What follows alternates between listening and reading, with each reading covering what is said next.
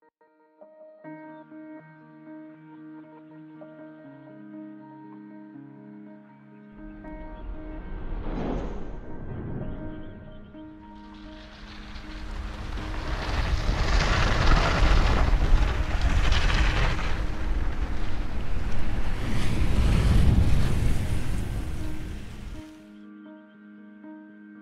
predošlej lekcii sme sa naučili, ako si doniesť lyže, zapnúť, obuť sa, naučili sme sa chodiť na mieste a teraz v podstate po tomto absolútnom úvode sa naučíme, ako jazdiť na lyžiach. V jazde priamo je veľmi dôležité, aby lyže boli rovnomerne na šírku bokov, aby klby boli zohnuté, telo mierne naklonené dopredu, pozeráme vpred a ruky máme mierne od tela a tiež vpredu. Je veľmi dôležité, aby telo bolo zrelaxované, aby sa hýbalo. Keď sa naučíme stáť na obidvoch lyžiach rovnomerne, tak nám pôjdu rovno dole kopcom, čiže po spádnici. Jazdu priamo sme zvládli na rovnobežných lyžiach a teraz, keď potrebujeme kedykoľvek zabrzdiť, zmenšiť rýchlosť, tak si pomôžeme takýmto postavením. Špičky sú pri sebe, pätky od seba, stojíme na vnútorných hranách a opäť, tak ako v jazde priamo, sú pokrčené kolienka, členky, boky, sme mierne vpredu, pozeráme dopredu a toto je postavenie v pluhu. V takomto postavení sa cítime bezpečne, môžeme kedykoľvek zastaviť. Určite vám lyže, keď budete stať správne, mierne naklonené dopredu, pôjdu z kopca a my chceme začať točiť. To znamená, naučíme sa, ako prenášať váhu. Pri pluhovom oblúku je veľmi dôležité, aby ste sa naučili správne prenášať váhu v dobrom postavení. Pomáhame si prácou nahor a dolu. Pozerajte, že teraz, keď sa chcem dostať na spádnicu, tak jednoducho prenesiem váhu na dve lyže, postavím sa dopredu a hore a tie lyže sami automaticky natočia, tak ako v pluhu priamo smerom dolu na spádnicu.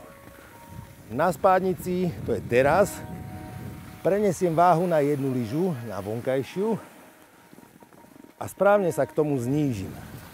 Znížim sa, mierne natáčam telo na tú zaťaženú nohu, ale hlavne, čo je podstatné, pracujem členku a v kolene tam sa noha musí zohnúť, správne zaťaží lyžu a vezieme sa na nej, až dokým nám rýchlosť nespomalí. Rýchlosť môžeme regulovať jednak veľkosťou zaplúženia a jednak dotáčaním oblúčikov ku svahu. Teraz mám miernejší svah, čiže môžem to trošku púšťať, nemusím. Teraz si ukážeme zo pár jednoduchých cvičení.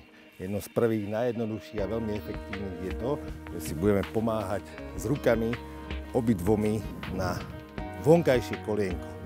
Položíme obidve jednu, druhú. Týmto, že sa postavíme aj vytočíme na tú zaťaženú lyžu, tak sa zároveň učíme správne zaujať základný postoj v oblúku, ktorý je, či sú lyže v pluhu alebo v paralelnom postavení rovnaký. Vezieme paličky pred sebou zhruba vo výške pliec, rovnobežne s bokmi, s kolenami, s ramenami pekne spevnení a snažíme sa prenášať váhu a pekne sa ukladať. Pozeráme na špičky lyží a nezabúdame na to, aby sme sa pekne znížili v oblúčiku. Teraz ich chytíme do základného postavenia, do držania a vždy tam, kde dáme váhu, tak na tú nohu sa aj mierne vykloníme ramenami a budeme ťahať čiaru s paličkou na vonkajšej strane oblúka. Čiže keď ideme po spádnici, sme hore a teraz klesáme pomaly na zaťaženú nohu a ťaháme čiaru paličkou po snehu, znovu sa zdvihnem, prídem na spádnicu a opäť druhá strana. Ťahám čiaru po snehu a si chytíme paličky opačne do neba. Čiže na spádnici stojíme tu hore a z toho potom na jednu stranu, na vonkajšiu, obidve paličky až k zemi. Čiže sa musíme znížiť. Poďme na to. Dám obidve paličky k zemi a vtedy, keď prenesiem váhu, prichádza točenie. Postavím sa, vyrovnám, dopredu hore, na špičky a na druhú stranu znovu tak. Pri jazde na tomto type vleku je veľmi dôležité, aby ste stáli pekne rovnobežne s lanom v tej stope, ktorá je väčšinou nakreslená a čakáme na kotvu Pozeráme sa zozadu, nohy máme mierne od seba a ten tanierik, ktorý nám príde, si jednou rukou vložíme medzi nohy a nesmieme si sadnúť.